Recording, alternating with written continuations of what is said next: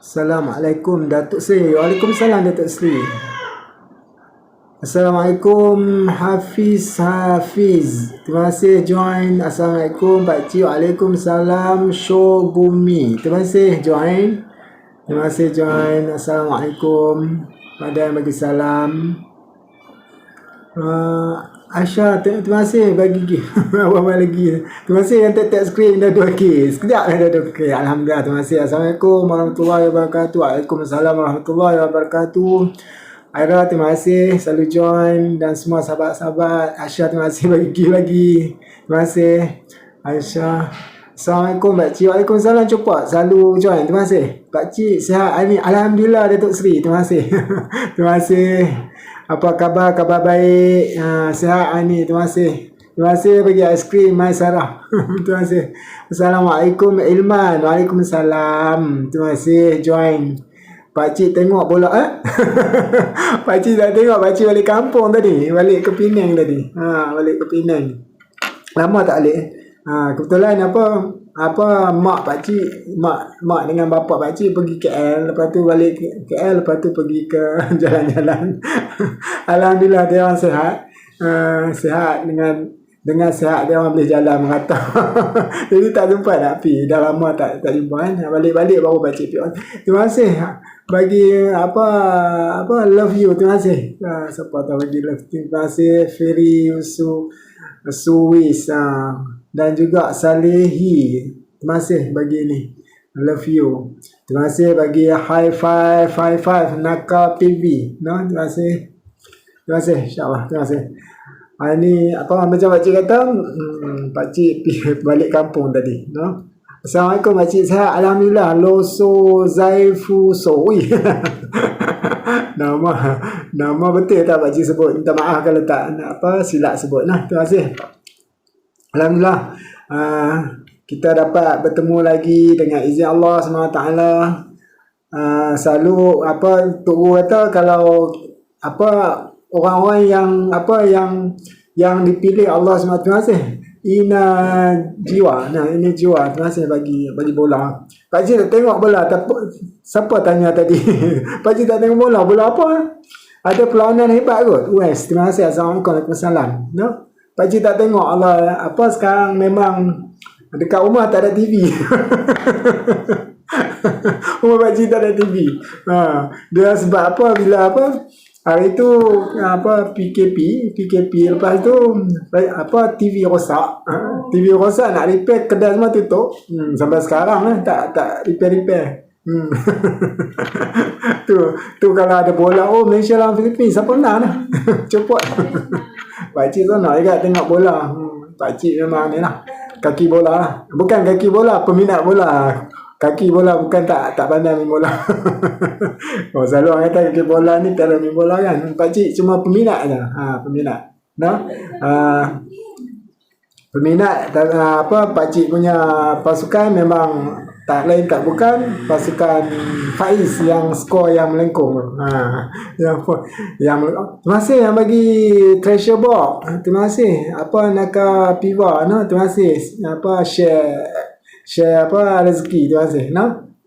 Kita boleh ambil. InsyaAllah. Ambil sebelum tu kita kawan lah dengan ni Naka Fiza ni. InsyaAllah. Terima kasih yang bagi high five. Macam Pak Cik kata, Pak Cik punya negeri yang Pak Cik ni adalah Pulau Pinang, sebab orang Pulau Pinang. Tapi kena support orang Kedah. Kalau Kedah lawan dengan selain di Pulau Pinang, Pak Cik sokong Kedah sebab duduk Kedah kan. Terima kasih yang bagi Ros Sarifah. Terima kasih bagi Ros. Hai Pak Cik, Assalamualaikum. Waalaikumsalam.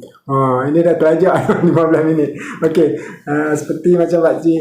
Terima kasih yang bagi ni. Ros berderak-derak bagi. Terima kasih. Yang tap screen dah nak kat 10K dah. Alhamdulillah. Terima kasih support Pak Cik. Saya orang pun Penang juga. Kita geng. Orang Kepala Batas. Pak Cik pernah duduk di Kepala Batas. Dekat Allah lupa. Allah sebelah dengan Kampung Paya. Sri Sedang. Taman Sri Sedang.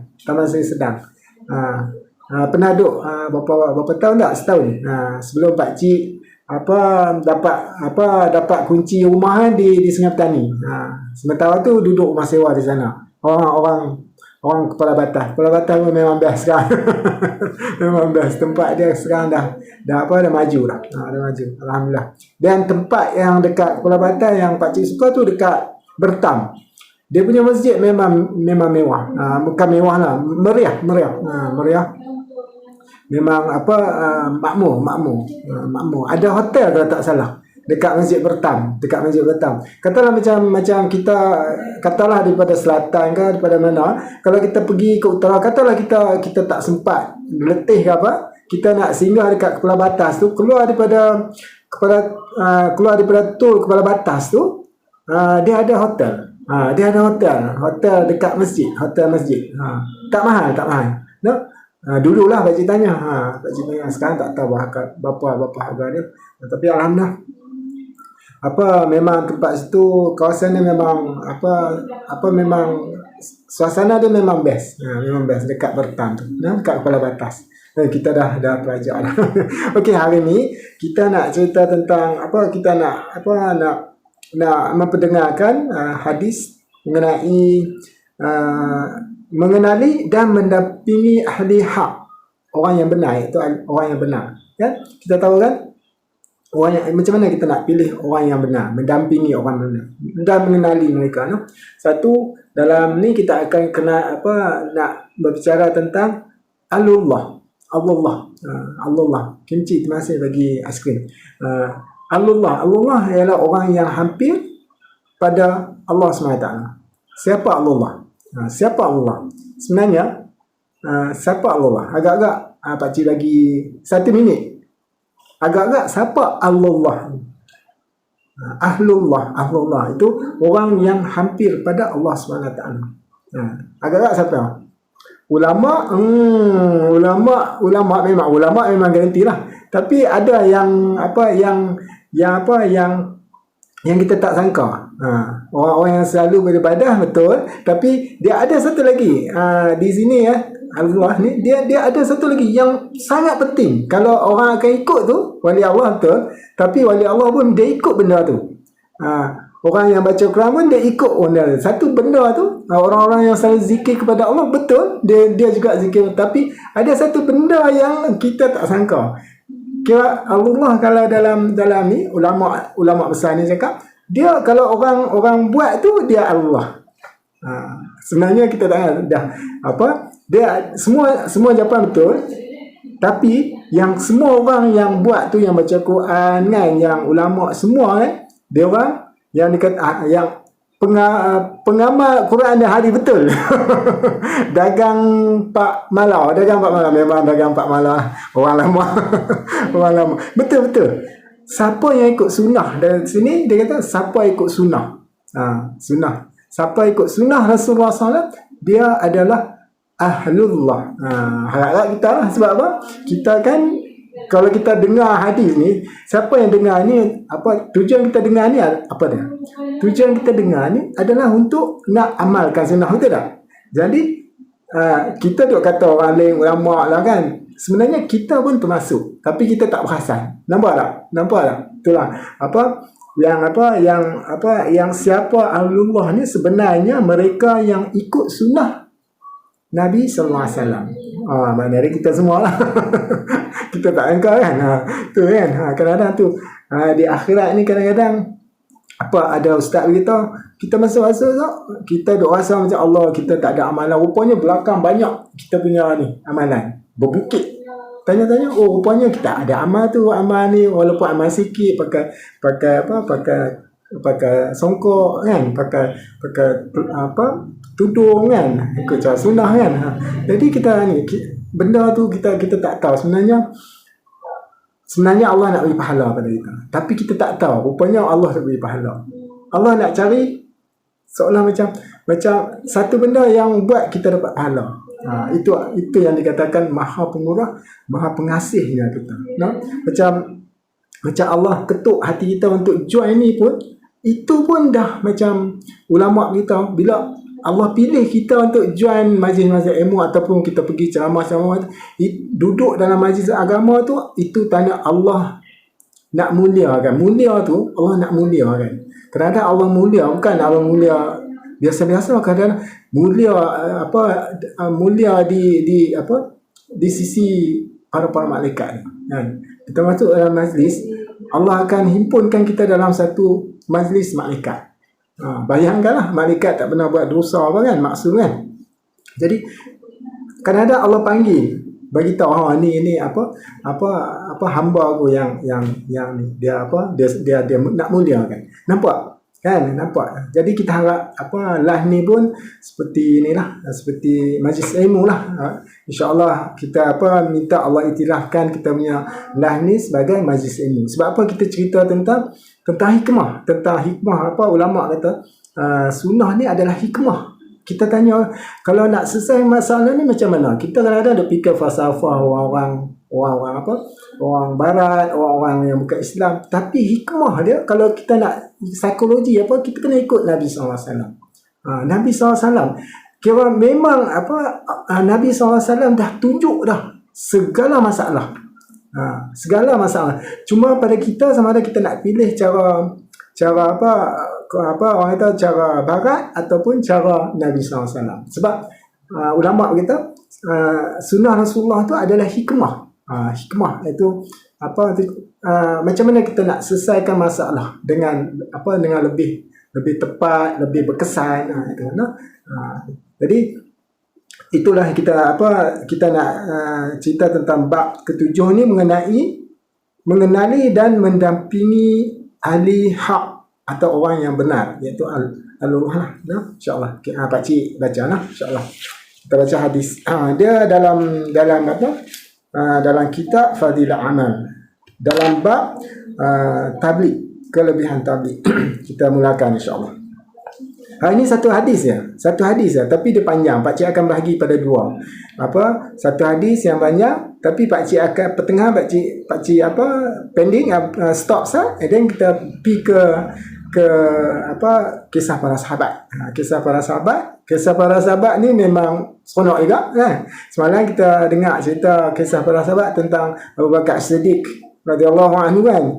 Dia jadi pemerintah, dia dipilih sampai wafatnya Rasulullah SAW. Dia dipilih untuk jadi khalifah yang pertama kan. Lepas tu dia bila dah dipilih jadi khalifah, kalau kita presiden Perdana Menteri lah, lepas tu dia buat kerja perniagaan dia lagi. Tapi Sayyidina Umar radhiyallahu anhu macam tegak lah, macam mana kalau nak niaga, bila masa nak merintah negeri pun tak habis. Tapi itu Sayyidina Umar kata, kalau aku tak kerja, macam mana aku nak sara keluarga aku kan. Jadi dia orang pakat, dia orang pergi jumpa Qatadah kan, pemegang amanah Baitul Mal, dan Qatadah tetapkan gaji. Macam sekarang lah PM presiden dapat gaji, tapi gaji dia yang kita dengar hadis semalam, gaji dia macam orang biasa ya, standard. Standard maknanya dia kalau ni bukan paras kemiskinan lah, paras standard living gaji. Nampak tak? Kalau sekarang kalau kita buat macam tu, semua orang tak mahu jadi Perdana Menteri dia. Sebab gaji biasa. Gaji macam standard. Gaji standard. Jadi kita sekarang, hari ni kita tadi tentang Abu Bakar radhiyallahu anhu, kita nak dengar cerita para sahabat, kisah-kisah para sahabat mengenai Umar bin Al-Khattab kan. Umar radhiyallahu anhu pula, lepas dia jadi khalifah macam mana lah. Jadi kita akan baca dulu hadis ni, dan dan pertengahan kita stop sahlah insya-Allah. Okey, kita mulakan. Tajuk mengenali dan mendampingi ahli hak, iaitu orang yang benar. Pak Cik teruskan baca hadis ni nah.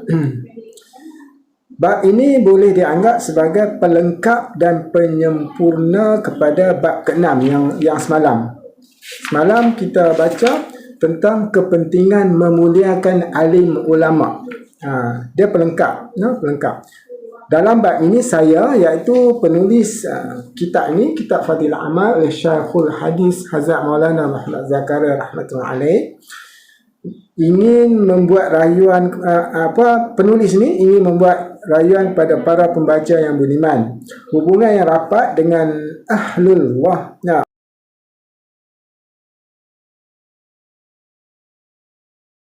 Iaitu orang yang hampir kepada Allah SWT dan kerap menghadirkan diri dalam majlis-majlis mereka akan menambah kekuatan agama dan akan menghasilkan kebaikan dan keberkatan. Rasulullah SAW bersabda, "Maukah aku tunjukkan kepada kamu satu perkara yang menguatkan agamamu dan dengannya kamu akan mendapat kebaikan dunia dan akhirat? Hendaklah kamu selalu bersama dengan orang yang mengingati Allah Subhanahu Wa Taala, iaitu ahlullah." Adalah penting untuk memastikan siapakah sebenarnya ahlullah. Ahlullah ialah mereka yang mengikut sunnah Rasulullah SAW. Kerana Allah Subhanahu Wa Taala telah menjadikan kekasihnya Nabi Muhammad SAW sebagai contoh teladan untuk umatnya dan berfirman dalam kitabnya yang suci, A'udzubillahi minasyaitonirrajim. Qul in kuntum tuhibbunallaha fattabi'uni yuhibbukumullah yaghfir lakum dzunubakum wallahu ghafurur rahim. Sadaqallahul azim. Maksudnya, katakanlah wahai Muhammad, jika benar kamu mengasihi Allah Subhanahu Wa Taala, maka ikutilah aku. Nescaya Allah Subhanahu Wa Taala mengasihimu kamu serta mengampunkan dosa-dosa kamu, dan Allah Subhanahu Wa Taala Maha Pengampun, Maha Pengasih, mengasihani. Surah Ali Imran ayat ke-31. Oleh itu, orang yang mengikuti sunnah Rasulullah SAW dengan sempurna, maka sebenarnya dialah ahlullah. Setakat mana seseorang itu jauh daripada amalan sunnah Rasulullah SAW, setakat itu juga dia akan jauh daripada Allah Subhanahu Wa Taala. Para mufassir menerangkan bahawa orang yang mendakwa mencintai Allah Subhanahu Wa Taala tetapi menentang sunnah Rasulullah SAW adalah seorang pendusta, kerana kaedah dan prinsip cinta ialah sesiapa yang dicintai, maka rumahnya, dinding-dindingnya, halamannya, tamannya, malah haiwan peliharaannya pun turut dicintai. Seorang pujangga bermadah, "Aku melalui tembok-tembok bandar Laila. Aku mencium tembok ini dan mencium tembok itu. Bukan cinta bandar itu yang mengasyikkan hatiku, tetapi cinta si dia yang mendiami di bandar itu." Seorang pujangga lain bermadah, "Kamu menderhakai Allah, tetapi kamu mendakwa cinta kepadanya. Demi Allah, ini adalah perkara yang pelik. Jika cintamu benar, pasti engkau mentaatinya, kerana kekasih patuh kepada yang dikasihinya." Rasulullah SAW pernah bersabda, "Semua umatku akan memasuki syurga kecuali mereka yang enggan." Para sahabat radhiyallahu anhum telah bertanya, siapakah mereka yang enggan? Maka Nabi SAW bersabda, "Sesiapa yang mentaatiku akan memasuki syurga, dan sesiapa yang menderhakaiku, merekalah yang enggan." Dipetik dari kitab Misqat, hadis riwayat Bukhari. Dalam hadis yang lain, Nabi SAW bersabda, "Tidak sempurna iman seseorang daripada kamu sehingga keinginannya mengikut agama yang saya bawa. Sesungguh menghairankan jika terdapat orang yang melaung-laungkan kesejahteraan Islam dan umatnya, tetapi mereka sendiri tidak mentaati Allah SWT dan Rasulnya. Sekiranya dikatakan di hadapan mereka itu bahawa perkara yang mereka lakukan bertentangan dengan sunnah dan berlawanan dengan cara Nabi SAW, maka kita dianggap seolah-olah telah menikam mereka dengan lembing." Seorang pujangga berkata, "Sesiapa saja yang memilih jalan yang bertentangan dengan jalan pesuruh Allah SWT tidak mungkin akan sampai ke matlamatnya." Ringkasnya, selepas dipastikan bahawa seseorang itu termasuk di kalangan ahlullah, maka hendaklah kamu mengukuhkan hubungan dengannya, sentiasa menghadirkan diri dalam majlisnya dan mengambil manfaat daripada ilmunya. Amalan ini akan menjadi sebab untuk kemajuan agama, dan amalan ini juga adalah perintah Rasulullah SAW. Dalam sebuah hadis, Rasulullah SAW bersabda, apabila kamu melalui taman-taman syurga, maka hendaklah kamu dapatkan sedikit sebanyak hasilnya. Para sahabat radhiyallahu anhum bertanya, apakah taman-taman syurga ya Rasulullah? Baginda SAW menjawab, majlis-majlis ilmu. Dipetik dari kitab At-Targhib, hadis riwayat Tabrani. Dalam hadis yang lain, Nabi SAW bersabda, Luqman Al-Hakim telah menasihati anaknya, hai anakku, ambil beratlah untuk duduk dalam majlis-majlis ulama dan dengarilah kata-kata para hukamah. Para hukamah ialah orang yang mahir dalam ilmu agama. Para hukamah.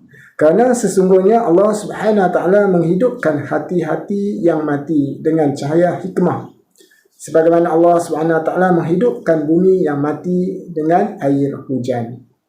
Dipetik dari kitab At-Targhib, hadis riwayat Tabrani. Dalam sebuah hadis yang lain didapati bahawa seseorang telah bertanya kepada Rasulullah SAW, siapakah sahabat yang paling baik buat kami? Nabi SAW bersabda, seseorang yang apabila kamu memandangnya, kamu akan teringatkan Allah Subhanahu Wa Taala. Percakapannya menambahkan ilmumu dan amalannya mengingatkan kamu kepada akhirat. Dipetik dari kitab At-Targhib, hadis riwayat Abu Ya'la. Alhamdulillah, kita berhenti sat di sini, nanti kita sambung. Kita sambung. Dia ada sambungan dia. Dia ada terus ya. Jadi kita berhenti sat sebentar. Sat orang Kedah. Sat tu makna sesaat kan. Sat. Jadi kita berhenti sekejap, kita akan sambung lepas ni. Sambung lepas kita baca kisah para sahabat. Nah, insya-Allah. Okey. Kita pergi ke kisah para sahabat. Kisah para sahabat macam Pak Cik cerita tadi. Sebelum ni semalam kita baca kisah para sahabat mengenai bantuan kewangan yang diterima oleh Hazrat Abu Bakar As-Siddiq radhiyallahu anhu dari Baitul Mal. Cerita dia kan, cerita dia ringkas macam Pak Cik cerita. Bila dah jadi khalifah, Abu Bakar radhiyallahu anhu masih nak berniaga sebab nak cari duit tak ada. Bukan ada gaji, maksud dia bila jadi khalifah sebenarnya dia tak tahu kata ada gaji kat dia kan. Jadi dia berniaga tu habis Saidina Umar radhiyallahu anhu tegurlah. Macam mana nak mentadbir negara kan? Kalau duduk berniaga kan tak ada masalah. Jadi Abu Bakar, macam mana aku nak sara hidup? Jadi dia orang pakat pergi jumpa Ubaidah. Abu Ubaidah, pemegang amanah Baitul Mal kan. Jadi bila ni Abu Ubaidah tetapkan. Abu Ubaidah tetapkan.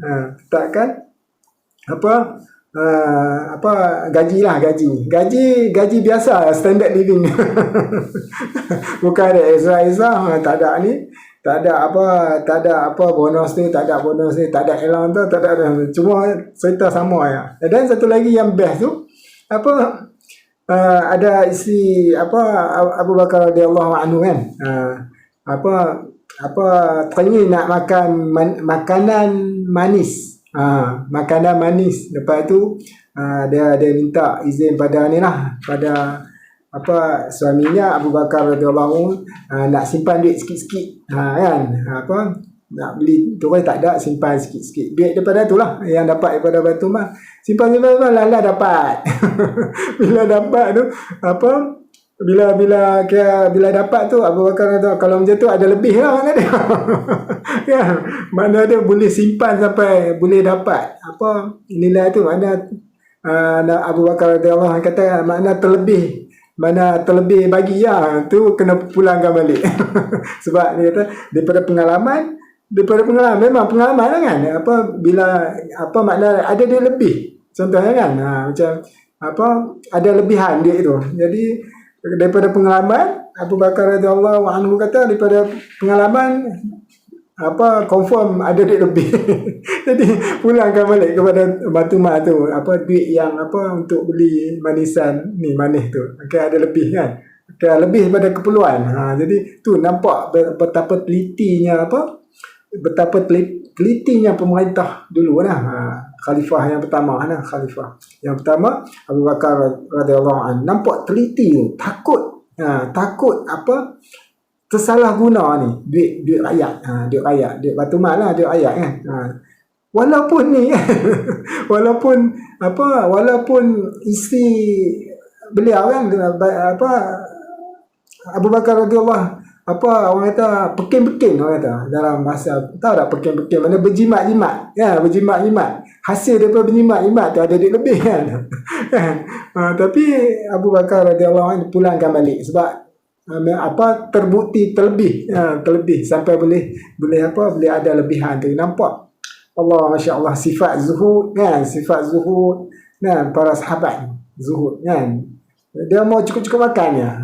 Kalau makna cukup keperluannya, makan kenyang gitu kan, makan kenyang, tapi nak makan lebih-lebih sikit, yang extra yang mewah-mewah sikit, kalau ada lebih tu memang duit tu kira macam Batu Mat bagi lebih. Betul, gaji tu terlebih. Nampak perbezaan ya sekarang, perbezaan kan kita.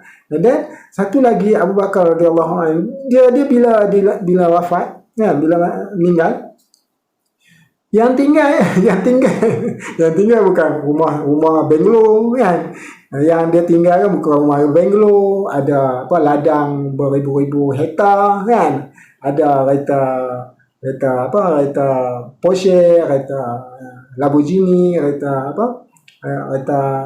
macam-macam kereta kan. Tak ada. Macam dulu macam ni lah, macam kuda lah ganti pada ni lah, Porsche lah kan, Porsche, Ferrari lah, Lamborghini lah kan, Bugatti kan. Tapi yang tinggal apa tau? Allah, Masya Allah, Masya Allah, yang tinggal unta sekor, itu pun untuk perah susu dia, untuk minuman. Dan satu lagi sebiji mangkuk dan seorang hamba biasalah dulu kan, untuk tolong ni kan, tiga benda tu yang peninggalan. Itu pun dia punya.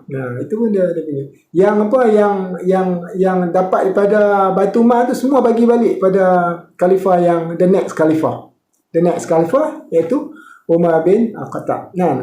Jadi kita nak dengar pula cerita Umar bin Khattab lah. Macam mana dia punya situasi kan. Abu Bakar cerita dia kita tengoklah, dahsyatnya seorang pemimpin yang memang insya-Allah lah, bila di akhirat ni orang tak akan petikai dah lah. Orang tak akan tanya duit ni pergi mana dia, sebab tak ada apa nak claim. Orang tak boleh nak claim kan, dia guna sebaik-baiknya kan, ya. Jadi kita nak tengoklah yang khalifah next bila dibagi bila Abu Bakar radhiyallahu wafat, macam mana lah Umar radhiyallahu anhu pula gunakan bantuan wang dari Baitul Mal. Kita cerita semalam Abu Bakar radhiyallahu anhu, sekarang kita tengok Umar pula macam mana cerita dah. Umar radhiyallahu anhu kan. Jadi kita baca kisah para sahabat, kisah bertajuk bantuan kewangan untuk Hazrat Umar radhiyallahu anhu dari Baitul Mal. Semalam Abu Bakar radhiyallahu anhu, sekarang Umar pula, khalifah yang kedua. Sebelum menjadi khalifah, Hazrat Umar radhiyallahu anhu juga menjalankan perniagaan. Perniagaan macam bakcik. Macam bakcik lah, perniagaan. Setelah dilantik menjadi khalifah, jadi Perdana Menteri, Presiden dan semua kan, istilah khalifah lah. Ketua pemerintah. Bantuan kewangan daripada Baitul Mal juga. Baitul Mal telah ditentukan untuk beliau. Beliau telah mengumpulkan orang ramai di Madinah dan berkata kepada mereka, "Dulu saya berniaga, sekarang kamu telah menyibukkan saya dengan urusan ini, khalifah. Sekarang ini bagaimana hal saraan saya?" Dia tanya oleh orang ramai telah bercadangkan pelbagai kadar wang untuknya, tetapi Hazrat Ali radhiyallahu anhu berdiam diri saja. Hazrat Umar radhiyallahu anhu bertanya, "Apakah pendapat kamu?" Pada Ali radhiyallahu anhu. Hazrat Ali radhiyallahu anhu berkata, ambillah kadar sederhana yang mencukupi keperluanmu dan ahli keluargamu. Ya. Hazrat Umar radhiyallahu anhu menyukai cadangan tersebut dan terus menerima cadangan itu. Oleh kerana itu, satu jumlah yang sederhana telah ditetapkan untuk beliau. Selepas beberapa lama, dalam satu majlis yang turut dihadiri oleh Hazrat Ali radhiyallahu anhu, di samping Hazrat Uthman radhiyallahu anhu, Hazrat Zubair radhiyallahu anhu dan Hazrat Talhah radhiyallahu anhu, pembincangan dibuat untuk menambah wang saraan Hazrat Umar radhiyallahu anhu kerana kehidupan beliau yang sempit. Walau bagaimanapun mereka tidak berani menyampaikan sendiri perkara ini kepada beliau. Oleh kerana itu mereka telah berjumpa dengan Hazrat Hafsah radhiyallahu anha, iaitu anak perempuan Hazrat Umar radhiyallahu anhu. Beliau juga merupakan Ummul Mukminin, isteri kepada Nabi sallallahu alaihi wasallam, kerana telah menjadi isteri kepada Rasulullah SAW. Melalui Hazrat Hafsah radhiyallahu anha, mereka berusaha untuk mendapatkan keizinan dan pendapat Hazrat Umar radhiyallahu anhu. Mereka juga telah berpesan supaya nama-nama mereka tidak diberitahu kepada Hazrat Umar radhiyallahu anhu. Takut ya pada ni Hazrat Umar. Nah, apabila Hazrat Hafsah radhiyallahu anha mula menyebutkan perkara itu kepada Hazrat Umar radhiyallahu anhu, maka telah lahir tanda-tanda kemarahan pada wajah beliau. Beliau telah bertanya nama-nama mereka. Hazrat Hafsah radhiyallahu anha berkata, nyatakan pendapat ayahanda terlebih dahulu. Hazrat Umar radhiyallahu anhu menjawab, sekiranya aku tahu nama-nama mereka, pasti aku akan ubah wajah-wajah mereka. Yakni aku akan denda mereka sehingga kesannya jelas pada wajah mereka. Engkaulah yang boleh menceritakan apakah sebaik-baik pakaian Nabi SAW di rumahmu. Dari Hazrat Hafsah radhiyallahu anha berkata, dua kain yang kemerah-merahan yang baginda sallallahu alaihi wasallam pakai pada hari Jumaat atau ketika menyambut rombongan. Kemudian beliau bertanya, apakah makanan yang terbaik dimakan oleh baginda sallallahu alaihi wasallam di sini? Jawab Hazrat Hafsah radhiyallahu anha, makanan kami ialah roti dari Bali. Pada satu kali, saya telah menyapu roti yang masih panas dengan sakibaki minyak sapi. Rasulullah SAW sendiri memakan roti itu dengan lazat dan menghulurkan roti itu kepada orang lain. Hazrat Umar radhiyallahu anhu bertanya lagi, apakah hamparan tidur yang terbaik yang kamu hampar untuk Nabi SAW? Hazrat Hafsah radhiyallahu anha jawab, sehelai kain yang agak tebal. Pada musim panas, saya hamparkan kain itu berlipat-lipat. Dan pada musim sejuk, separuh digunakan untuk hamparan dan separuh lagi sebagai selimut. Hazrat Umar radhiyallahu anhu pun berkata, Hafsah, sampaikan kepada mereka bahawa Rasulullah SAW telah menentukan satu cara hidup melalui bentuk amalan baginda SAW dan berpada dengan harapan akhirat. Perumpamaan daku dan dua rakanku, Rasulullah SAW dan Abu Bakar radhiyallahu anhu, ialah seperti tiga orang yang melalui satu jalan. Orang pertama telah memulakan perjalanannya dengan membawa satu bekal dan telah sampai ke destinasinya. Orang kedua pun telah mengikut orang yang pertama, berjalan di jalan orang yang pertama dan telah sampai ke sisinya. Kemudian orang yang ketiga memulakan perjalanan. Sekiranya dia berjalan di atas jalan mereka, maka dia akan bertemu dengan mereka. Sekiranya dia berjalan di jalan lain daripada jalan mereka, tidak mungkin dia akan bertemu dengan mereka. Dari Asy'ar, keterangan. Beginilah keadaan hidup seorang insan sedangkan beliau sendiri digeruni dan ditakuti oleh raja-raja. Beliau menjalani kehidupan yang begitu zuhud. Pada satu kali semasa beliau berkhutbah, didapati pada pakaian beliau 12 bahagian yang bertampal. Salah satu daripada tampalan tersebut diperbuat daripada kulit. Pada satu hari beliau telah terlewat datang ke masjid untuk mendirikan solat Jumaat. Sebab saja beliau sampai, beliau telah meminta maaf sambil berkata, saya telah terlewat membasuh pakaian saya dan saya tidak mempunyai yang lain daripada pakaian ini. Pada suatu hari sedang beliau menghadap makanan, hambanya datang dan menyatakan bahawa Hazrat Utsbah bin Abi Farqah radhiyallahu anhu telah datang. Hazrat Umar radhiyallahu anhu telah mengizinkan Hazrat Utsbah radhiyallahu anhu masuk dan mempersilakannya makan. Hazrat Utsbah radhiyallahu anhu pun mulailah makan, tetapi roti itu terlalu kasar sehingga beliau tidak dapat menelannya. Hazrat Utsbah radhiyallahu anhu berkata, sebenarnya engkau boleh makan roti daripada gandum yang lebih halus. Beliau menjawab, adakah semua orang Islam mampu makan roti daripada gandum yang lebih halus? Hazrat Utsbah radhiyallahu anhu berkata, tidak semua orang mampu. Hazrat Umar radhiyallahu anhu membalas, sungguh menyedihkan. Engkau ingin supaya aku menghabiskan segala kenikmatan di dunia ini saja. Bukan ratusan atau ribuan, malahan ratusan ribu kisah-kisah seumpama ini dinukilkan tentang orang-orang yang mulia tersebut. Pada masa kini, kita mungkin tidak dapat mengikuti pengajaran daripada kisah-kisah mereka dan tidak juga patut setiap orang melakukan seperti mereka. Kemampuan kita telah lemah yang menyebabkan kita susah untuk menghadapi penanggungan seumpama mereka. Oleh itu, para ulama tasawuf tidak membenarkan mujahadah seumpama itu kerana akan menambah kelemahan yang memang sedia wujud. Para sahabat radhiyallahu anhum telah dikurniakan oleh Allah SWT dengan kekuatan. Walau bagaimanapun perlu kita mengekalkan keinginan dan cita-cita untuk mengikuti mereka supaya keinginan untuk senang akan berkurangan dan pandangan kita dapat direndahkan daripada membesarkan dunia. Di samping dapat mewujudkan kesederhanaan hidup dalam keadaan dunia dewasa ini ialah kerana kita pada zaman ini menginginkan kelazatan dunia bertambah setiap masa. Setiap orang memandang orang yang mempunyai lebih harta benda daripada dirinya serta sentiasa merasa iri hati apabila melihat orang lain lebih senang daripada dirinya. Alhamdulillah.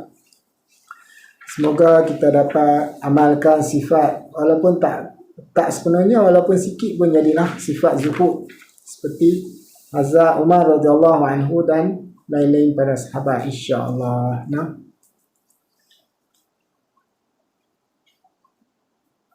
kita sambung balik yang tadi. Insya-Allah. Tahniah untuk 40k, terima kasih 60. Tahniah ada 40k pakcik, alhamdulillah. 40k. Sekarang pakcik tengok ada 60, 20. Bila masa jadi 20. Terima kasih yang tap screen lah. Terima kasih.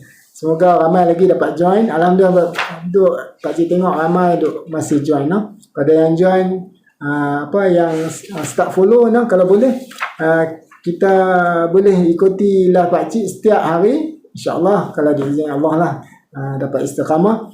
Start pukul 10.10 hingga pukul 11 nah, hingga 11 nah, insyaAllah.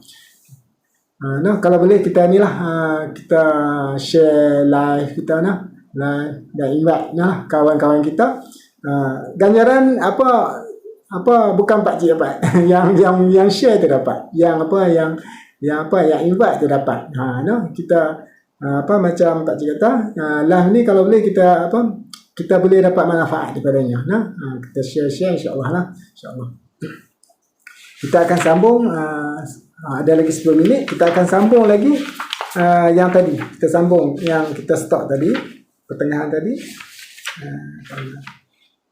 Mengenali dan mendampingi ahli hak atau orang yang benar, insya-Allah kita sambung. Nah, kita sambung tentang kita sambung tadi, kita last paragraph kita baca dalam sebuah hadis yang lain didapati bahawa seseorang telah bertanya kepada Rasulullah SAW, siapakah sahabat yang paling baik buat kami? Nabi SAW bersabda, seseorang yang apabila kamu memandangnya kamu akan teringat Allah SWT. Percakapannya menambahkan ilmumu dan amalannya mengingatikan kamu kepada akhirat. Jadi kita sambung. Satu hadis lagi berbunyi, sebaik-baik hamba Allah Subhanahu Wa Taala adalah mereka yang apabila dipandang wajahnya akan mengingatkan kamu kepada Allah Subhanahu Wa Taala.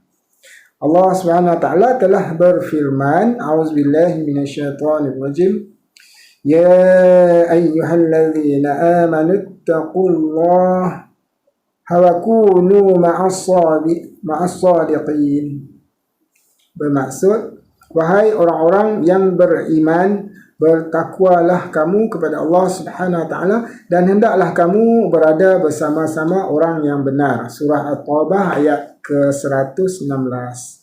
Para mufassir menyatakan bahawa yang dimaksudkan dengan orang yang benar, sadiqin, dalam ayat di atas ialah guru-guru mursyid. Kerana sesiapa yang berkhidmat kepada mereka akan maju dan mencapai darjat kerohanian yang tinggi dengan tarbiyah dan kekuatan kewalian, iaitu kerohanian yang terdapat pada mereka. Mafhum daripada nasihat Syekh Akbar rahmatullahi alaih, sekiranya amalan-amalan kamu belum mengikut sunnah Rasulullah SAW, maka hendaklah kamu mencari guru mursyid, kemudian berkhidmatlah kepada beliau dan tinggallah bersamanya sambil belajar daripadanya, serta rundingkanlah segala masalah dunia dan agama kamu dengannya, supaya dia dapat membimbing kamu ke arah mendapat keredaan Allah SWT. Dipetik dari kitab At-Targhib, hadis riwayat Muslim, Tirmizi dan Ibnu Majah. Nabi SAW bersabda, mana-mana kumpulan manusia yang duduk mengingati Allah SWT dalam satu majlis, maka para malaikat mengurumuni mereka, rahmat meliputi mereka, sakinah terus ke atas mereka, turun ke atas mereka, dan Allah SWT akan menyebut nama-nama mereka pada malaikat yang berada di sisinya. Dipetik dari kitab At-Targhib, hadis riwayat Ahmad. Bagi hati yang rindu, tidak ada nikmat yang lebih besar daripada namanya disebut dalam majlis kekasihnya. Dalam satu hadis yang lain ada sabdaan Nabi SAW yang berbunyi, mana-mana kaum yang berhimpun lalu mengingati Allah Subhanahu Wa Taala sedangkan mereka tidak menghendaki dengan amalan itu kecuali keredaan Allah Subhanahu Wa Taala, maka seorang penyeru akan menyeru mereka dari langit, bangunlah kamu, keampunan adalah untukmu, kejahatan kamu telah ditukar kepada kebaikan. Dipetik dari kitab At-Targhib, hadis riwayat Ahmad. Dalam satu hadis yang lain, Nabi SAW bersabda, tiadalah sesuatu kaum pun yang menghadiri mana-mana majlis dan mereka tidak mengingati Allah SWT dan tidak berselawat ke atas Nabi SAW kecuali penyesalan bagi mereka pada hari kiamat, walaupun mereka akan memasuki syurga dengan sebab ganjaran. Antara doa-doa Nabi Daud AS ialah, wahai Allah, sekiranya engkau melihat aku keluar dari majlis ahli zikir dan pergi ke majlis yang lalai, maka patahkanlah kakiku. Apabila tiada lagi suara dan rupanya, maka lebih baik telingaku menjadi pekak dan mataku menjadi buta. Ini penjaga, kata penjaga. Hazrat Abu Hurairah radhiyallahu anhu berkata, majlis-majlis yang mengingati Allah Subhanahu Wa Taala adalah bergemerlapan pada pandangan penduduk langit, sebagaimana bergemerlapan bintang-bintang pada pandangan penduduk bumi. Sekali Hazrat Abu Hurairah radhiyallahu anhu telah pergi ke pasar dan berkata kepada orang ramai, kamu duduk-duduk saja di sini sedangkan harta pusaka Rasulullah SAW sedang dibahagi-bahagikan di masjid. Orang ramai berkejaran ke masjid. Mereka mendapati tiada satu benda pun dibahagi-bahagikan di sana. Mereka kembali dan berkata, di sana tak ada apa-apa pun yang dibahagikan. Hazrat Abu Hurairah radhiyallahu anhu bertanya, jadi apa yang sedang berlaku di sana? Mereka menjawab, sebahagian manusia sibuk dengan berzikir dan sebahagian daripada mereka sedang membaca Al-Quran. Beliau pun berkata, itulah pusaka Rasulullah SAW. Banyak hadis umpama ini telah diriwayatkan oleh Imam Ghazali rahmatullahi alaih. Maka malah yang mengatasi segala kelebihan itu ialah Rasulullah SAW sendiri pun diperintahkan oleh Allah Subhanahu Wa Taala untuk menyertai majlis-majlis tersebut, sebagaimana yang difirmankan oleh Allah Subhanahu Wa Taala dalam ayat di bawah ini. Auzubillahi minasyaitanirrajim. Wasbir nafsaka ma'al ladzina yad'una rabbahum bil ghaibi lahum بالغداة والعشي يريدون وجهه ولا تعد عيناك عنهم تريد زينة الحياة الدنيا ولا تطع من أغفلنا قبله عن ذكرنا واتبع هواه وكان أمره فرطا.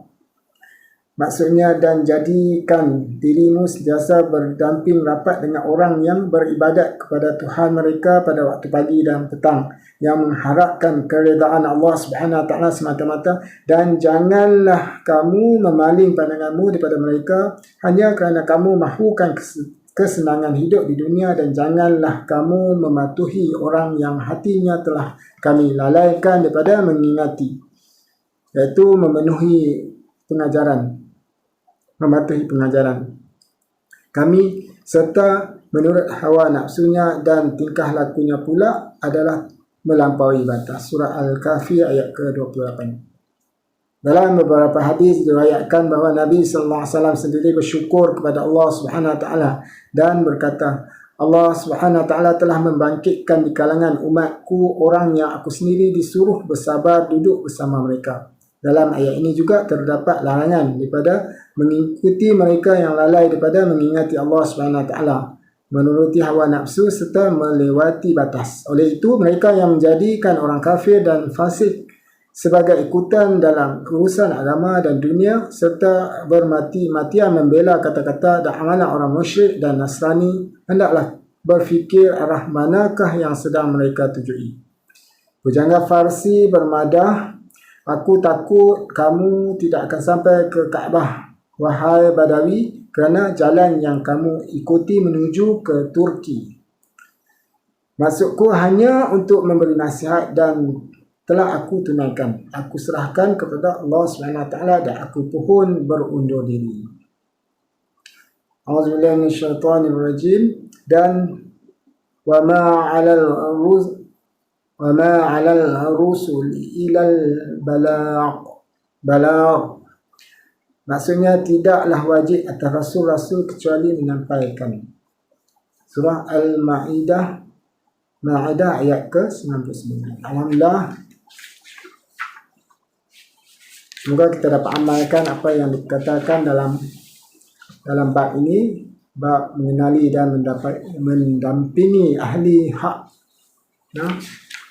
dalam hidup kita. Seperti yang disarankan, kalau boleh kita berkhidmat pada orang-orang alim.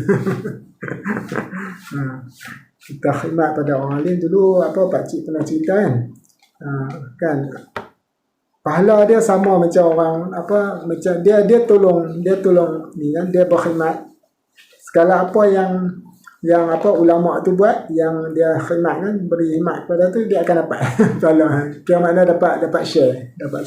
Tapi pahala dia besar kan, dia bagi kemudahan, dia berkhidmat kan, bagi kemudahan, bagi ni untuk ustaz atau ulama kan. Jadi itu kelebihan orang yang betul-betul faham faham tentang khidmat ataupun ni kan, pembantu tu, dia akan betul-betul bantu. Jadi hadis yang kita baca ini okey, alhamdulillah, tepat bersebelah kita habis. Alhamdulillah. Semoga kita dapat amalkan apa yang diperkatakan dalam hadis ini dan diberi Allah SWT taufik dan hidayah untuk kita amalkan. Iaitu dan kita diberi Allah SWT dapat mengenali dan mendampingi ahli hak ataupun orang-orang ni ahlullah, orang yang hampir kepada Allah SWT, orang yang selalu mengamalkan sunnah Rasulullah SAW. Kalau dia amalkan sunnah Rasulullah SAW, maknanya dia amalkan Al-Quran. Sebab Nabi SAW tu macam Al-Quran kan. Apa yang ada dalam Al-Quran tu, itulah Nabi SAW kan. Jadi macam tadi kan pak ceritanya, siapa dia ahlullah? Ada yang kata kan, orang yang amalkan Quran dengan Rasulullah, itu sebenarnya.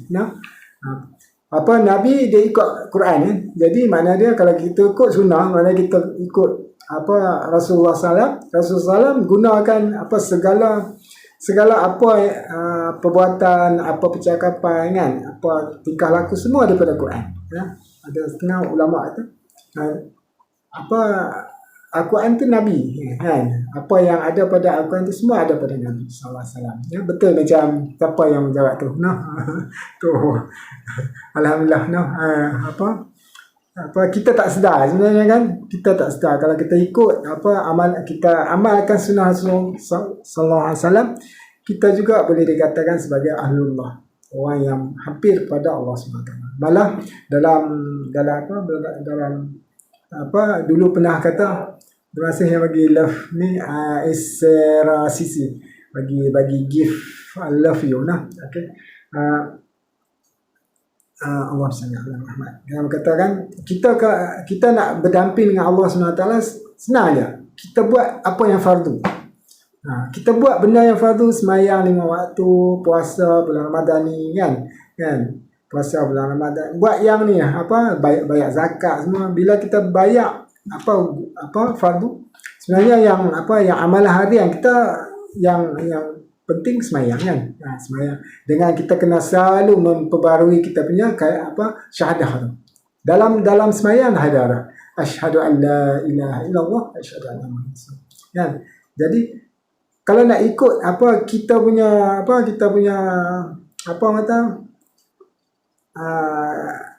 hubungan kita dengan Allah ni, dia cuma semayang lah, semayang and then yalah yang lain semualah. Tapi ibadat tu yang official semayang syahadah.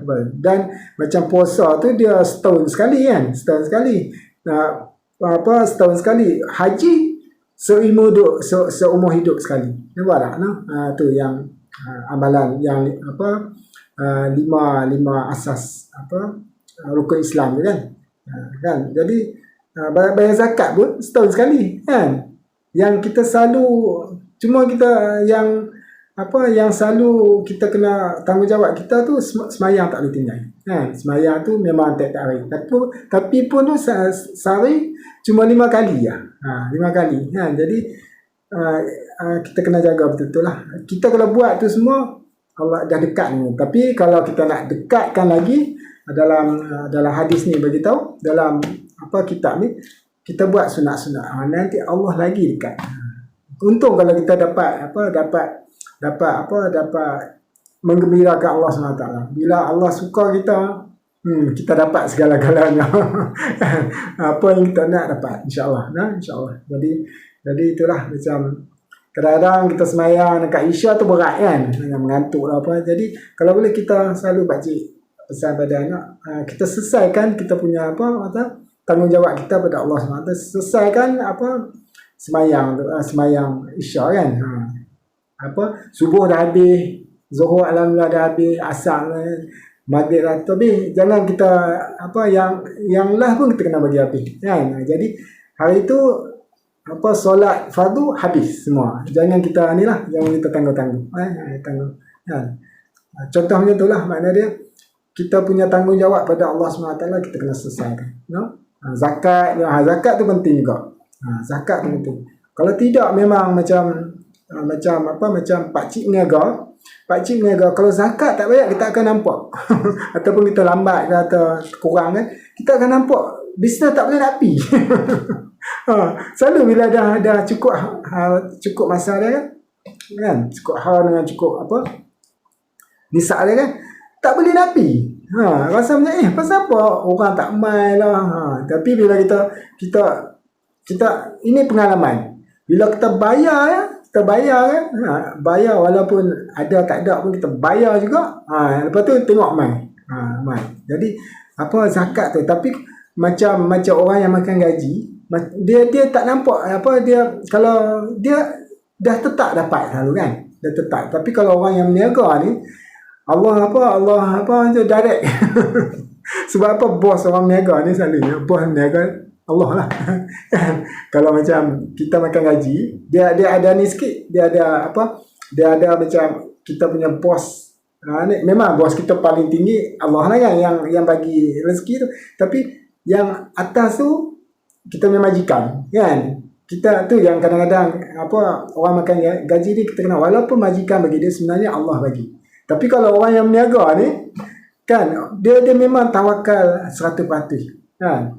Kita buka berniaga, Kan kita buka berniaga macam orang berniaga dekat tepi gerai-gerai kan. Kalau hujan mai Allah dalam hati ya Allah kan pemudahkan aku lah yang apa duk nampak kalau orang yang berniaga kalau hujan kan tambah kalau jual ayak ayak orang takkan beli kan sebab hujan kan sejuk orang takkan beli kan kalau panas kalau panas tadi insyaallah lah kalau kita jual ayak memang laku lah kan jadi apa orang berniaga ni dia tawakal kan tawakal dia kena betul-betul tawakal kena serah pada Allah. Kena serah betul-betul ya Allah hari ni aku niaga tolonglah ni kan apa tarik orang datang membeli kan sebab atas kita tak ada bos lah tak ada majikan atas kita memang Allah lah yang nak bagi Allah lah tu kalau ada seorang apa pakcik punya ni lah pakcik punya macam apa kata mentor macam pakcik apa bayar dia lah dia seorang peniaga maju lah buat kain batik dia kata apa dia kata kalau orang niaga ni kalau kita ada hati busuk kan kita dengki apa kan kita akan nampak apa memang Allah sekat rezeki sebab kita punya ni tapi kalau orang yang makan gaji ni nauzubillah kita bukan ni lah kalau dia buat hati dia tak berapa bagus ke apa kan hati dia busuk apa gaji akan sentiasa dapat nampak tak beza tak tapi kalau orang niaga ni itu yang dia cakap lah seorang wanita dia buat songkit dia kata kalau kita orang niaga ni kalau hati dia busuk lah apa ni kan tengoklah memang ni lah dia punya berniaga akan merosot. Allah bagi cash. Agak tu lah apa Nabi SAW apa bagi tahu kan berniaga ni kan.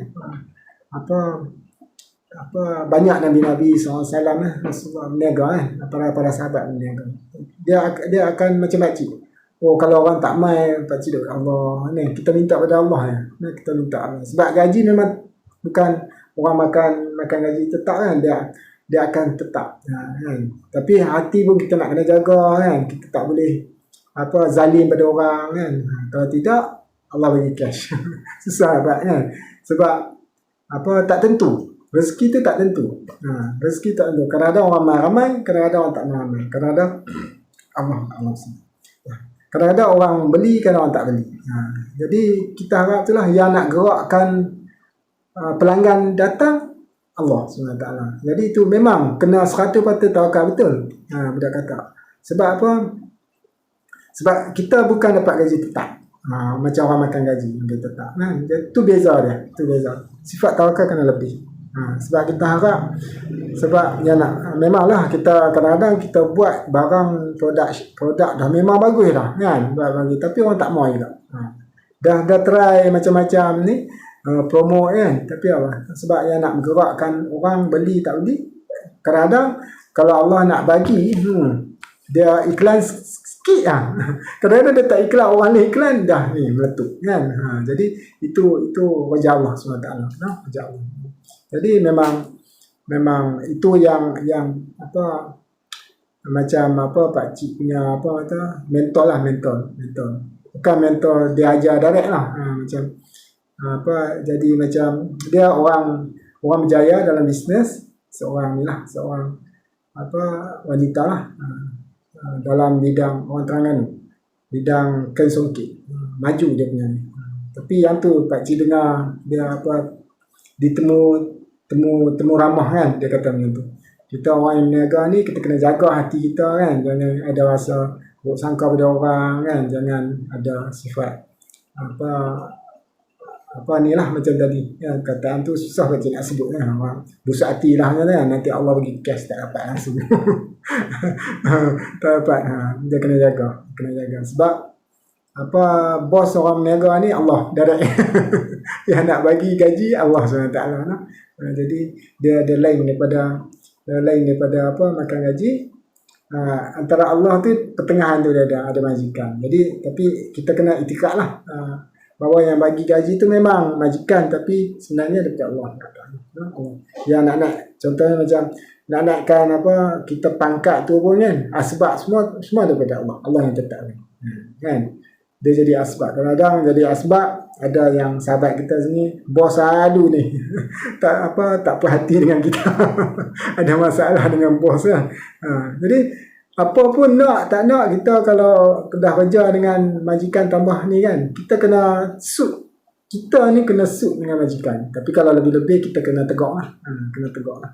Ataupun kalau dah tak boleh, memang istikharah kita ni lah. Istikharah kita cari jalan lah. Tapi bukan senang kita nak berhenti kan.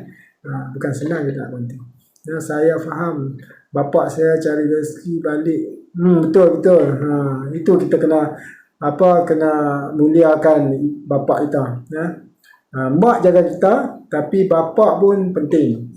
Bapak pun penting sebab dia keluar cari rezeki kan. Rezeki. Pakcik ingat lagi bapak pakcik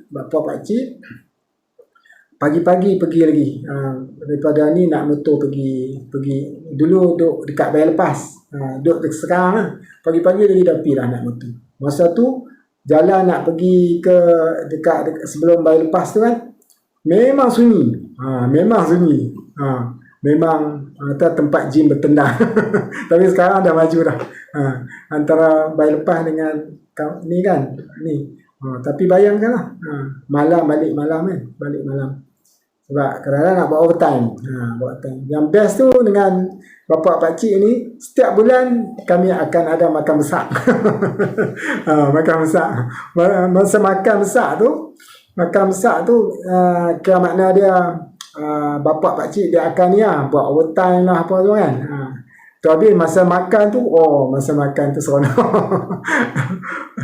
Kira nak makan apa boleh, just order. Dia ada dekat apa orang panggil,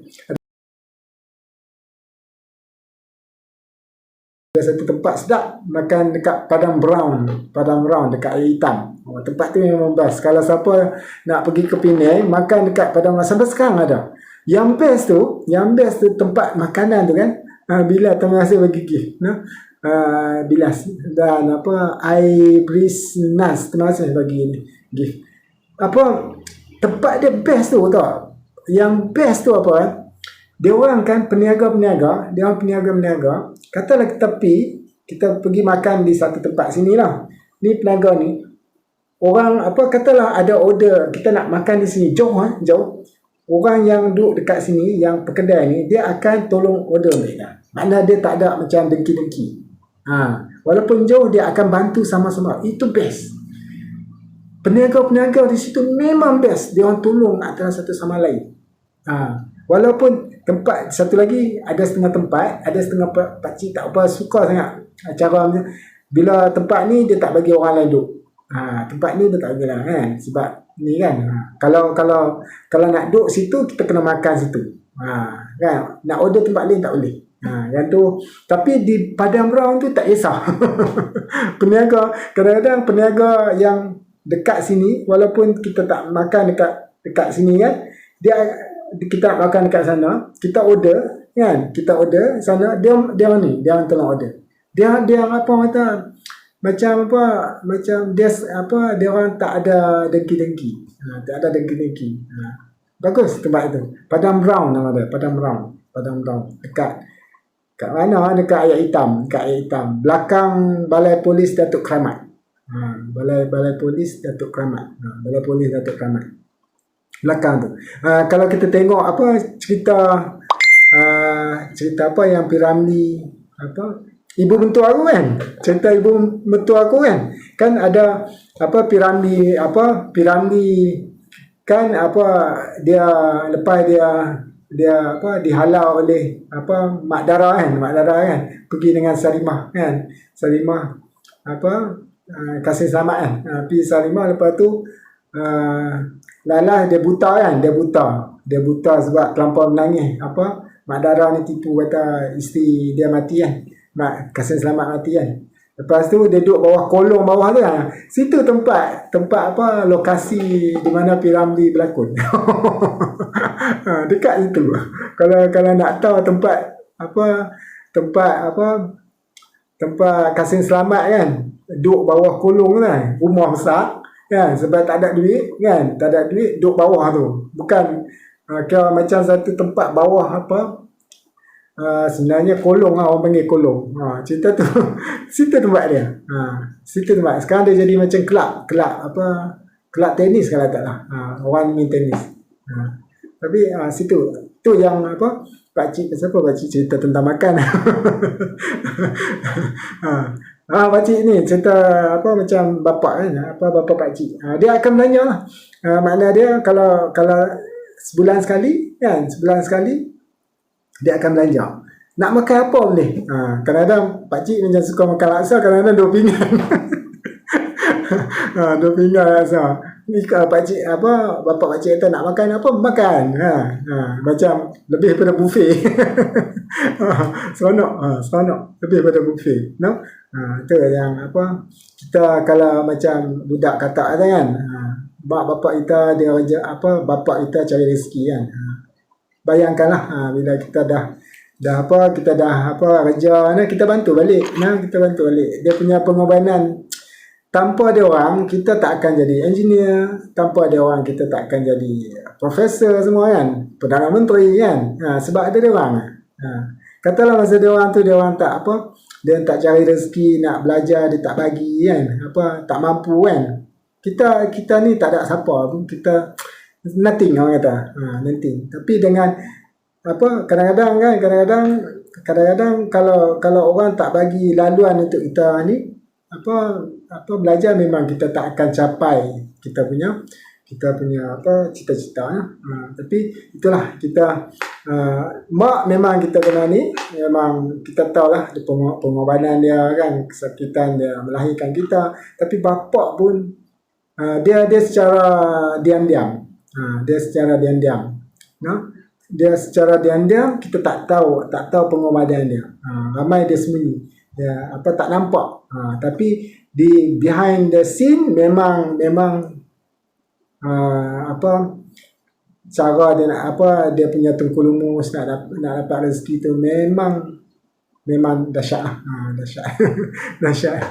Kalau yang apa itu yang penting, apa ibu bapa selalu kan, pak cik pun selalu nasihat pada anak-anak kan. Kita yang membentuk kita punya masa depan kan.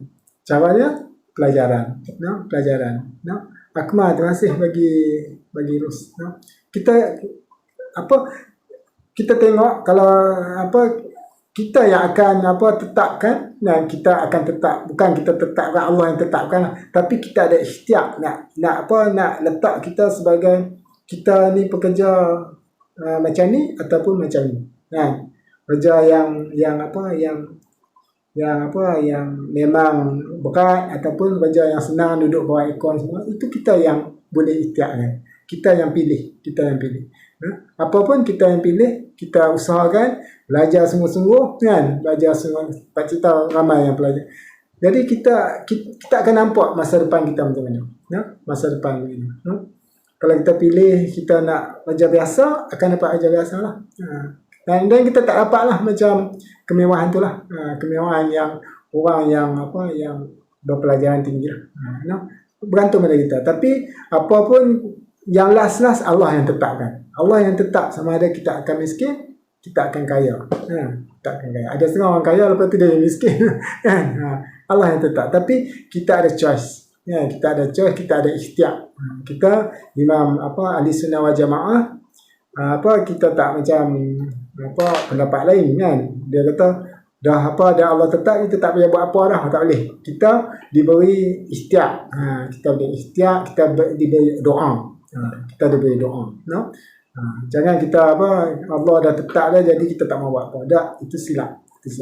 Kita kena ikhtiar, ahli sunnah wal jamaah, kita kena ikhtiar, kita kena doa. Doa. Insya-Allah kita ada asbab untuk kita. Kalau kita lulus pelajaran kan, kita belajar sungguh-sungguh, insya-Allah kita akan dapat macam itulah. Sebab kita ikut sunnatullah kan, ikut qadar lah. Kalau kita makan ubat, insya-Allah baik kan. Kalau kita tak makan ubat, tapi semuanya dengan izin Allah SWT. Itu kita kena ni lah, dalami ni lah, usuluddin, sifat 20 kenal Allah SWT. InsyaAllah. Pakcik rasa pakcik kita 10 minit ni pakcik berhenti semalam. Tapi kali ni betul 10 minit mana dah pukul 11.30 pakcik akan berhenti. 11.30. Semalam pakcik minta maaf. Mula-mula kata 10 minit. Lepas tu ada orang tanya drag sampai pukul 12. Kali ni pakcik akan ikut macam Tok pakcik lah. Very very punctual, very punctual. Kita tak nak orang tunggu-tunggu bila nak pakcik nak berhenti. Kalau yang ni lah takut ada hal kan. Kalau yang memang nak ni tak kisah. Tapi kita kena respect orang lah. Pukul 11.30 pakcik berhenti kali ni, insyaAllah. Jadi banyak benda pakcik nak cerita, tapi itulah kita ni lah, kita tetapkan supaya kita buat jangan sampai melarat kan, sampai ni kan. Tetapkan masa tu lebih penting. Jadi orang pun tak pagi pakcik lah kan, bila kalau pergi ceramah dekat masjid pun, kalau kadang-kadang kita ada kerja, terima kasih Billy bagi tak henti-henti gift bila minta maaf, bilas kadang-kadang kalau kita tak tetapkan orang, jadi contohnya katalah orang ada temu janji yang lain kan, katalah dia dah bagi dah lock kita punya schedule untuk 11.30, and then kita drag jadi dah ganggu dia punya next program kan. Jadi pakcik kalau pakcik nak kena dia tetapkan 11.30 pakcik akan berhenti, insyaAllah. Bila gelap nak berhenti. Dia kadang-kadang tu pakcik tak tahu, kadang-kadang kan ada dulu bilas dulu tak buat ni, memang time macam ni memang pakcik dah tidur tapi bila buat lah ni dia lain, dia jadi semangat, dia jadi seronok nak sembang, dia seronok nak sembang, nak share ni lah. Sembang pun bukan sembang yang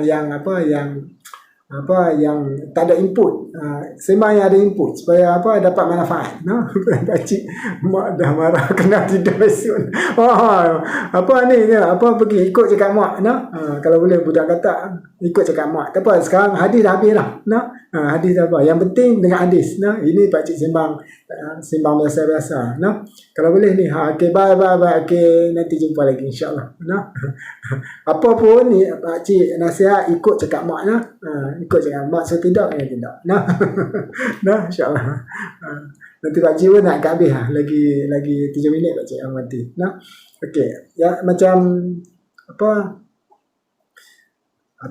ni lah satu lagi yang tentang ibu bapa ni kan. Ibu bapa yang pakcik yang paling risau takut jatuh. Yang dah berumur lah. Kita kena jaga supaya jangan jatuh. Kita tengok banyak pakcik saya ikut caranya mak. Okey. Kena ikut cakap mak kalau ikut cakap mak, insyaAllah kita akan selamat dunia dan akhirat. Nani, terima kasih bagi TikTok. Terima kasih kena buat ni. Terima kasih bagi TikTok. Pakcik orang macam ibu bapa yang penting kan. Yang penting jangan jatuh. Kalau yang dah berumur lah. Kalau jatuh dia akan dia punya impact dahsyat. Dia punya impact dahsyat. Okey. Bye pakcik. Okey, bye. Udah kata. Sebab banyak pengalaman pakcik kan. Dia jatuh, ada seorang macam jiran ni lah, bukan jiran pakcik, jiran ibu bapa pakcik di kampung. Dia jatuh pecah kepala. Dia sihat lah. Bila dia tengah mandi dia jatuh terhentak ni habis. Dia pecah. Berdarah dia punya ni. Yang tu yang paling pakcik takut. Macam ni kan. Sihat selalu pakcik. Amin. Terima kasih Nina Chan. Kalau boleh kita jaga tu lah. Tambah kalau yang macam ibu bapa yang sakit lutut. Kita kena jaga. Kadang-kadang dia bangun-bangun puk jatuh. Takut dia dia ingat okey kan, jatuh tu kalau tak sempat nak tahan, kalau tahan tangan tergeliat tak apa juga, kalau tempat kepala yang tu kadang-kadang orang yang sakit lutut ni pun lagi penting, dia sama penting dengan orang yang sakit-sakit lain sakit-sakit lain. Dia kadang-kadang macam kadang-kadang sakit lutut ni dia disebabkan keturunan keturunan. Dia sakit lutut ni cecair dalam tu dia kurang, dia jadi bergeser kan, kadang-kadang sakit asal pakcik berhenti sini jaga kot terima kasih yang share live terima kasih share live, terima kasih yang tap screen dah 80 nak masuk 86 lah, terima kasih terima kasih. Pada yang baru join, seperti biasa pakcik akan buat live setiap hari daripada pukul 10 hingga pukul 11. Bacaan hadis macam ni, bacaan hadis campur dengan bacaan para sahabat macam tadi, para sahabat. Dan lepas pukul 11 ni macam sekarang memang pakcik akan ni lah sembang biasa Terima kasih BLF bagi Rus, terima kasih terima kasih. Oh pakcik, sound okey tak? Allah tercabut rupanya. Ashraf, terima kasih bagi ni, I love you. Pakcik pun perasan tercabut. Dekat habis dah tercabut. Allah salah. Masalah tercabut. Tapi clear tak? Clear tadi punya suara? Clear tak? Ada ni tak? Ada siapa yang boleh respon? Ada satu lagi di sini, kalau boleh kita berkawan kita berkawan sama-sama kita lah. Juga terima kasih bagi ilmu sama-sama clear. Oh alhamdulillah. Pakcik terlupa nak insert dia punya plug tapi okey clear Allah okey alhamdulillah sebab dekat tu kadang-kadang tak perasan sembang tak perasan. okey pakcik asal pakcik berhenti di sini dululah insyaallah panjang umur kita ni dan nak bagi tahu pakcik ibu abah isi pakcik alhamdulillah berkat doa semua dah keluar daripada ICU. Terima kasih doa ni hari tu pakcik bagi tahu, terima kasih yang doakan. Alhamdulillah dah sihat, mungkin insyaallah esok boleh balik kot insyaallah. Terima kasih banyak-banyak tolong doa. Asal terima kasih bagi Lilipop terima kasih. Dan baru masuk Allah, kita baru habis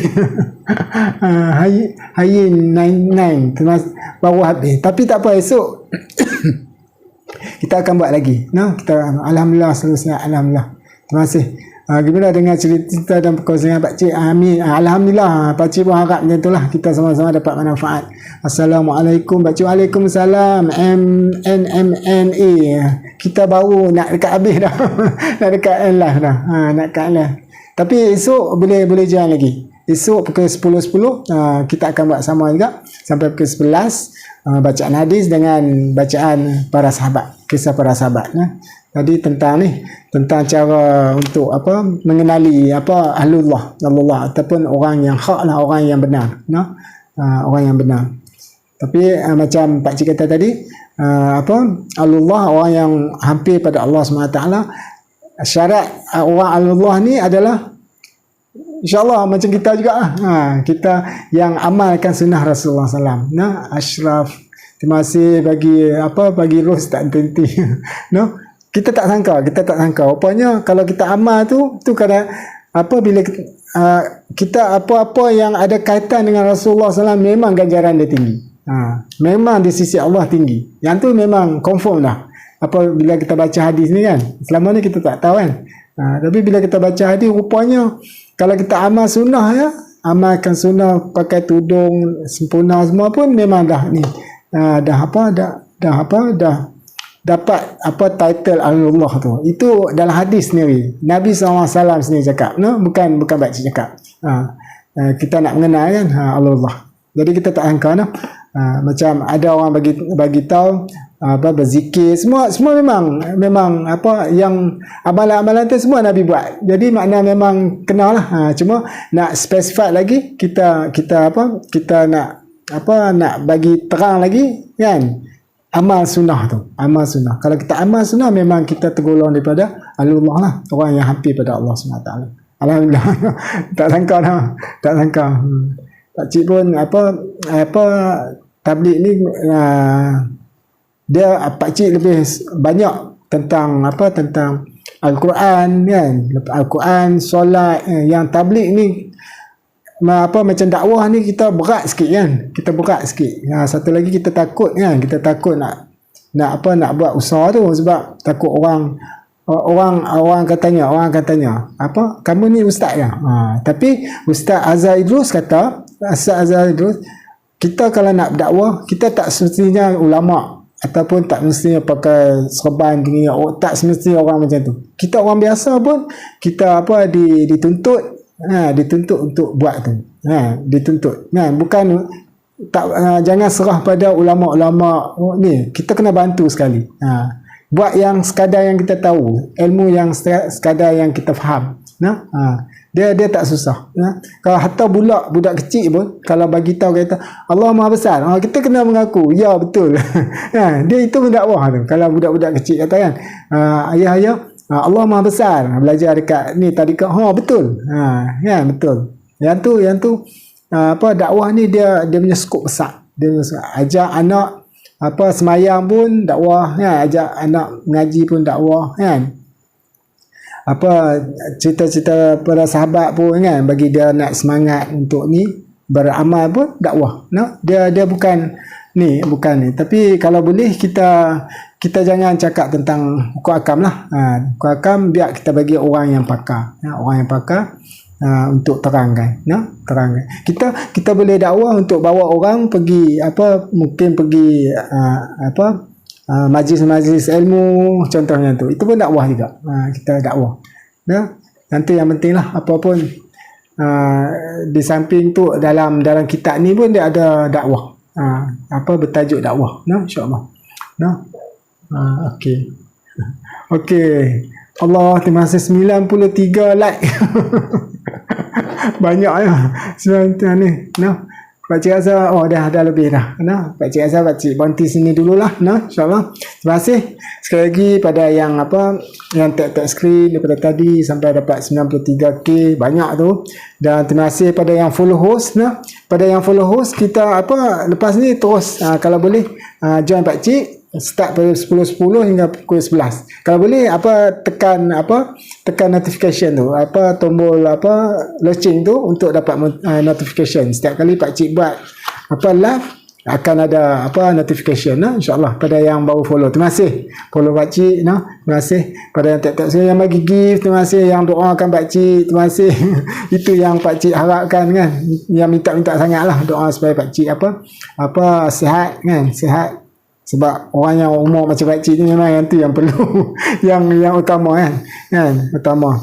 Yang untuk kalau tak ada kesihatan memang susah nak buat. So berat. Terima kasih Aisyah H panjang sampai bagi ros pada yang bagi gift. Terima kasih. Semoga Allah murahkan rezeki yang panjang umur dan mudahkan segala urusan insya-Allah. Jadi kita ni lah pukul 11.30 kita tutup majlis. Kita tutup majlis dengan tasbih kafarah insya-Allah dan surah al-asr insya-Allah. Terima kasih. Join. Subhanallah wa bihamdihi, subhanakallahumma wa bihamdika, asyhadu an la ilaha anta, astaghfiruka wa atubu ilaik. Bismillahirrahmanirrahim. Wal 'asri innal insana lafi khusr illa allazina amanu wa 'amilus solihati wa tawasaw bil haqq wa tawasaw bis sabr. Okey, pakcik sudahi dengan wabillahi taufik wal hidayah. Wassalamualaikum warahmatullahi wabarakatuh. Pakcik ni terima kasih asrah bagi gift tak berhenti lagi. Pakcik nak berhenti dah. InsyaAllah. Terima kasih. Terima kasih. Tak lag. Tak relate.